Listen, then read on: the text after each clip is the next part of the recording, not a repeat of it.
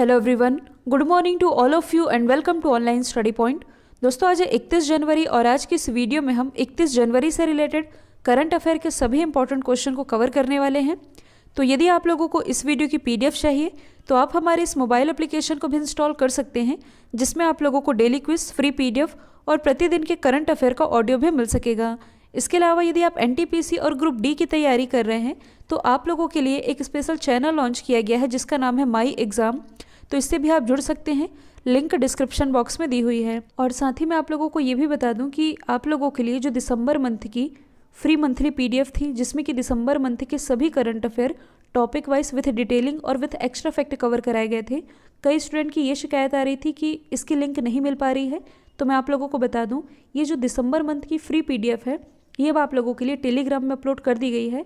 आप टेलीग्राम में जाएंगे, ऑनलाइन स्टडी पॉइंट सर्च कीजिए, यहाँ ये पीडीएफ आप लोगों को मुफ्त में मिल जाएगी। और टेलीग्राम पर ऑलरेडी 193 मतलब कि 1,93,000 स्टूडेंट ऑलरेडी टेलीग्राम चैनल को फॉलो कर रहे हैं, जहां आप लोगों को चैनल की सभी पीडीएफ फ्री में मिल जाती है। तो इससे आप जुड़ सकते हैं। तो चलिए स्टार्ट करते हैं। हमारा पहला क्वेश्चन, हाल ही में किस राज्य सरकार ने कृषि पंप बिजली कनेक्शन नीति की शुरुआत की है?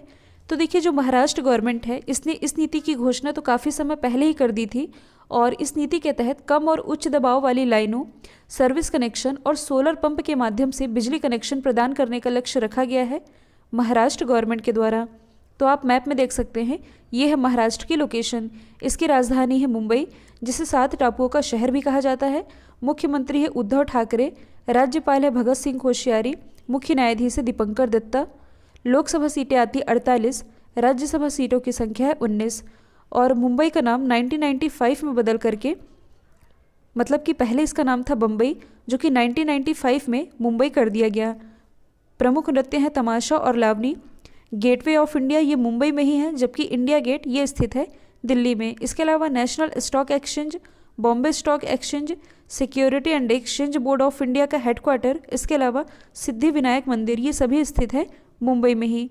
यदि आप करंट से रिलेट करेंगे तो हाल ही में एशिया की पहली सौर ऊर्जा संचालन कपड़ा मिल ये महाराष्ट्र के परभणी जिले में शुरू की जानी है।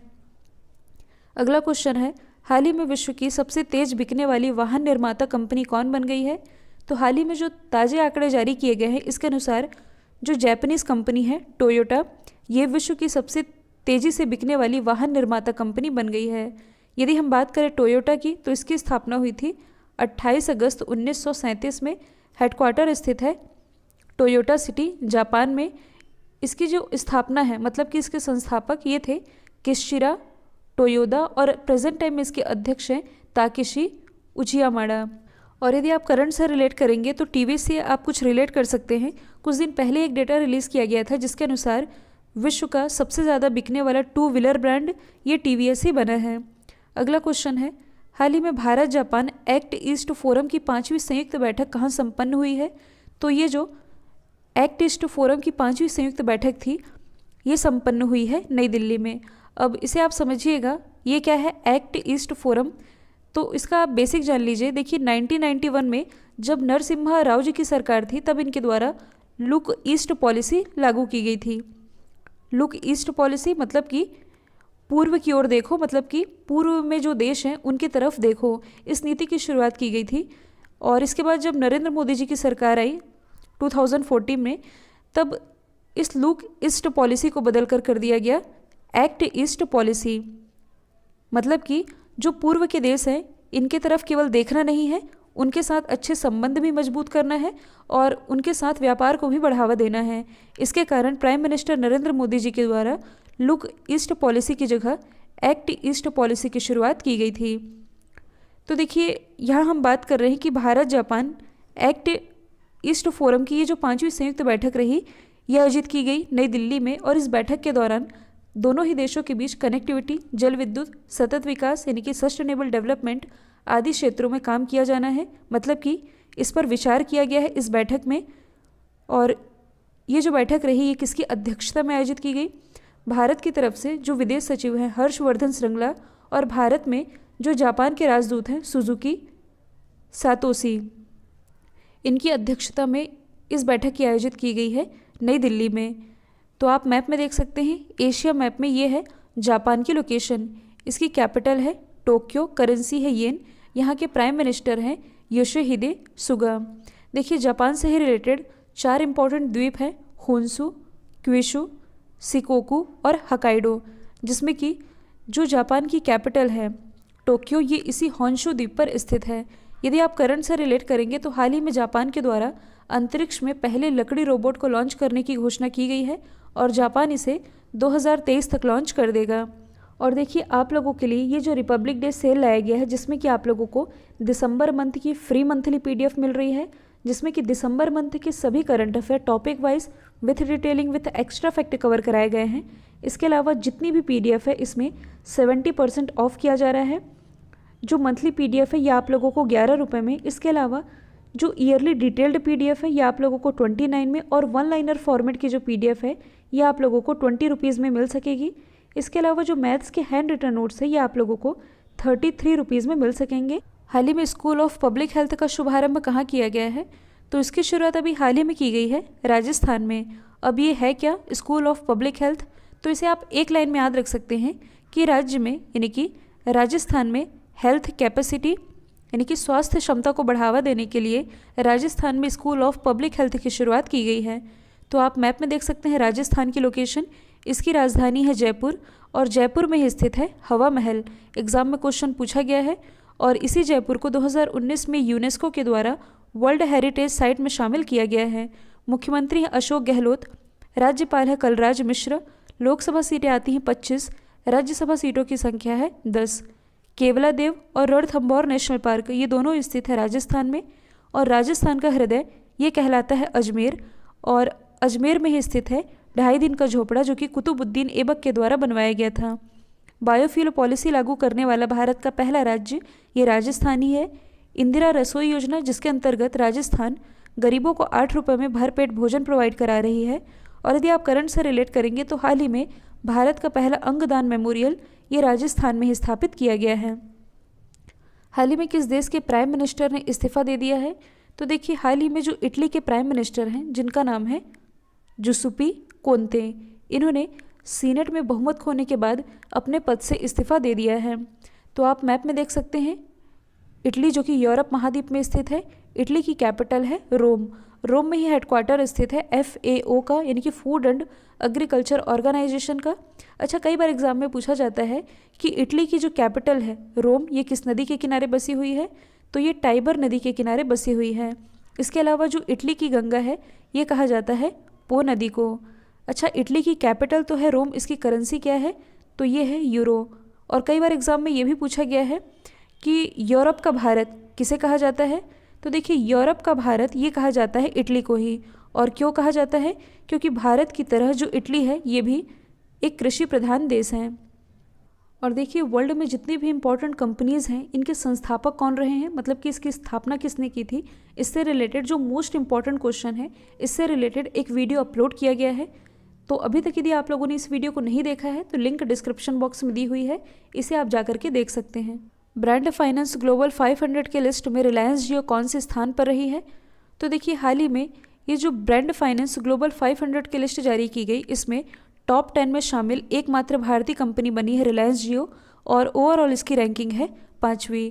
और इसके अलावा ये रिपोर्ट में ये भी कहा गया है कि जो रिलायंस जियो है ये टेलीकॉम सेक्टर में ब्रांड वैल्यू के लिहाज से सबसे तेज़ी से बढ़ने वाला ब्रांड बन गया है। और यदि देखा जाए तो भारत का सबसे बड़ा और दुनिया का तीसरा सबसे बड़ा मोबाइल नेटवर्क ऑपरेटर है रिलायंस जियो। अगला क्वेश्चन है, हाल ही में कजाकिस्तान में भारत के अगले राजदूत कौन बने हैं? तो देखिए वैसे एग्ज़ाम में राजदूत और उच्चायुक्त से रिलेटेड क्वेश्चन कम ही बनते हैं, लेकिन यहाँ हम कजाकिस्तान के जो फैक्ट डिस्कस करेंगे वो डेफिनेटली एग्जाम का पार्ट बन सकते हैं। तो हाल ही में कजाकिस्तान के राजदूत ये बन गए हैं सुदर्शनी त्रिपाठी। अच्छा, यहाँ राजदूत वाला क्वेश्चन ऐड हुआ ही है तो आप सभी जानते हैं अभी हाल ही में दिल्ली में जो इजराइल की एम्बेसी है उसके बाहर एक धमाका हुआ था। तो क्वेश्चन आपसे ये पूछा जा सकता है कि भारत में इजराइल के राजदूत कौन है? तो इनका नाम है डॉक्टर रॉन मल्का। इनका नाम अभी चर्चा में भी रहा है। यहाँ हम डिस्कस कर रहे हैं कजाकिस्तान के बारे में, और भारत के अगले राजदूत कजाकिस्तान में ये बन गए हैं सुदर्शनी त्रिपाठी। आप एशिया मैप में देख सकते हैं, ये है कजाकिस्तान की लोकेशन, यहाँ कहीं है अपने देश भारत की लोकेशन, ये पाकिस्तान, फिर आगे तजाकिस्तान, किर्गिस्तान और ये है कजाकिस्तान।